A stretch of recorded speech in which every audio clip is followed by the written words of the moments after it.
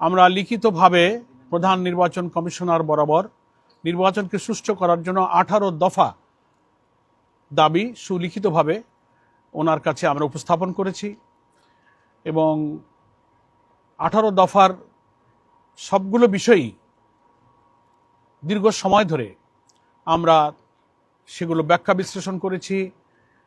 প্রধান নির্বাচন কমিশনার এবং তার পক্ষে কমিশনার বৃন্দ আমাদের প্রশ্নের এবং আমাদের দাবিগুলোর ব্যাপারে তারা আরও ক্ল্যারিফিকেশন দিয়েছেন, কি কি পদক্ষেপ তারা নিচ্ছেন, তাদের সামনে কি কি চ্যালেঞ্জ আছে, কি কি টেকনিক্যাল অসুবিধা আছে, আর কি কি সম্ভাবনা আছে, সেগুলো যেমন তুলে ধরেছেন, তেমনি রাজনৈতিক দলগুলোর সহযোগিতার যে প্রয়োজন, বিশেষ করে জামাত ইসলামের কাছেও তারা সহযোগিতা কামনা করেছেন। এই সব আলোচনাই কিন্তু খুবই খোলামেলা এবং সৌহার্দ্যপূর্ণ আন্তরিক পরিবেশে অনুষ্ঠিত হয়েছে এবং আমরা ওনাদের আলোচনায় অন্তত আন্তরিকতার দিক থেকে আমরা সন্তুষ্ট যে ওনারা প্রচেষ্টা চালাচ্ছেন এবং প্রচেষ্টা চালাবেন। কিছু বাস্তব চ্যালেঞ্জও ওনাদের সামনে রয়েছে আমাদের এই 18 দফার সবগুলো বাস্তবায়নের ব্যাপারে। তবে আমরা এটা জোর দিয়েছি যে এই দাবিগুলো যত কষ্টই হোক, নির্বাচন কমিশন এবং সরকারের যৌথ প্রচেষ্টায় এবং আমরা যারা পলিটিক্যাল পার্টি এবং স্টেক হোল্ডার যারা আছি, আমরা বলেছি we are always ready to give all kinds of cooperation two election commission. আমরা এটা দিতে থাকবো, কিন্তু সেই নির্বাচনটা আমাদেরকে সুষ্ঠু করতে হবে।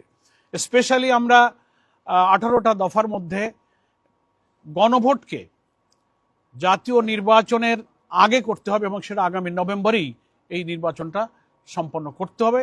কারণ বিস্তারিত ওখানে আমরা ব্যাখ্যা করেছি, সে বিস্তারিত প্রয়োজন নেই। এখানে সংক্ষেপ কথা হলো যে জাতীয় সনদ যে তৈরি হচ্ছে, জুলাই জাতীয় সনদে যে সমস্ত বিদ্যমান রাষ্ট্র কাঠামোকে পরিবর্তন করে যে সংস্কারগুলোর ব্যাপারে আমরা ঐক্যমত হয়েছি, জাতিকে তো সেটা জানতে হবে, জানার পরেই না তারা হানা ভোট দেবে।